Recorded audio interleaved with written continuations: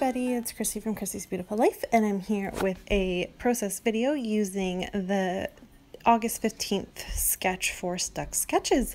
I really wanted to play with this sketch because I loved the diagonal design that it had, and I was originally going to use florals, but then I decided that I had some circles from the Simple Stories collection that I had fussy cut before, and I had them all ready to go.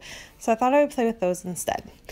And what you're seeing me do here first is I'm thinking I have these two layouts I want to re-scrap because they just aren't my style, and I'm just not happy with the way they are. So I'm determined to get them re-scrapped, and so I thought maybe using one of these photos on this sketch would really help.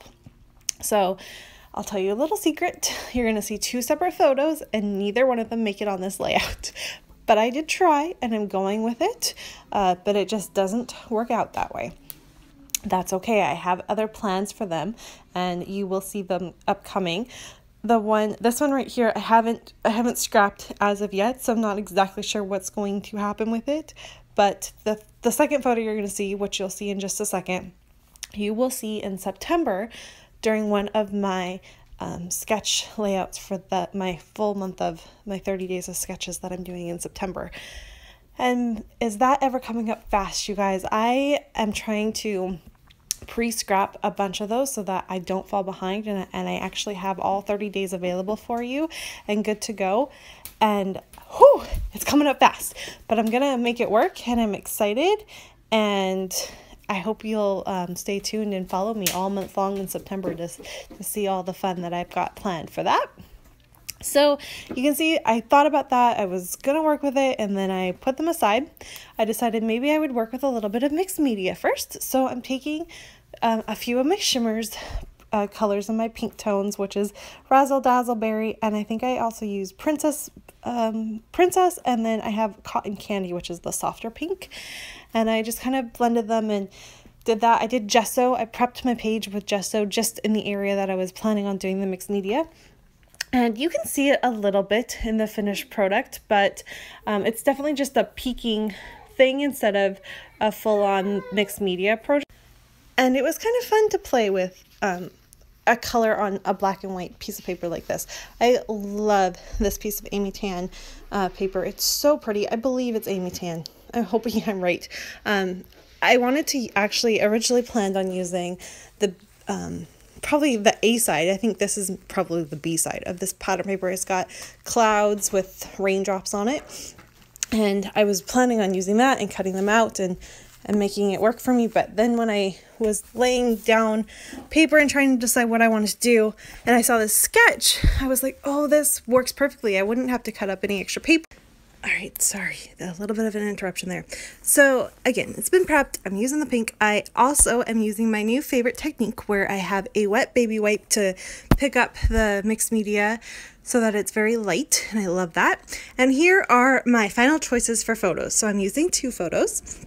These are both of the day that Norah was born and Sean getting to hold her after she's all bundled up and clothed and stuff. Obviously he got to hold her before that too, but we decided to use, I just like these photos better basically, so they're the ones we're using and I love them. The only thing is every single photo of the day my daughter was born, Sean's mom is in the photos, and it's not, I don't mind her being there, please don't get me wrong, but she's wearing a bright pink shirt, and when I wanted to just focus in on just certain people, I don't yeah, so I had to come up with some unique ways on how to hide her, and this is one of the ways I've decided, and it was just simply to layer my photo on top and cut off a little bit of Sean's arm, which is fine because it is just his arm, and then I also come up with a way to help focus on that photo a little bit more so it doesn't look quite so obvious that I'm trying to cover up a person, because to me it looks quite obvious to me. The other issue I have with all of her photos from the day she was born is the color in the hospital room. I don't know about the hospitals you guys have had and the photos you have, but do you notice that all of your photos have a yellow tinge to them because of the color in the hospital rooms? Like, so I was doing everything I could to kind of trim that as much as possible and make it so that you didn't see as much of the kind of weird, ugly colors that are on the walls. And originally I was thinking, well, you know, yellow will hide that, right? No, Christy, yellow enhances that. I don't know what I was thinking. So I will flip that to the beautiful floral side. So that helps cool it down and you don't see, you focus on Sean and Nora instead of the color of the walls. I'm going to add a few florals here. I moved the part of the word meeting down to the bottom so it's just lined up with meeting daddy, and I love that. And then off camera, I do take away that original vellum piece. I'm going to add a frame, and oh, I don't do that. I do that on camera. I'm going to add a frame to one of my photos because that really helps kind of zone in on what's going on. This little piece of scrap that I just had on my desk, I thought that the color matched really well. And then a few tags, which eventually I will add my journaling to as well. And honestly, guys, that's it. So this was actually a pretty easy layout for me.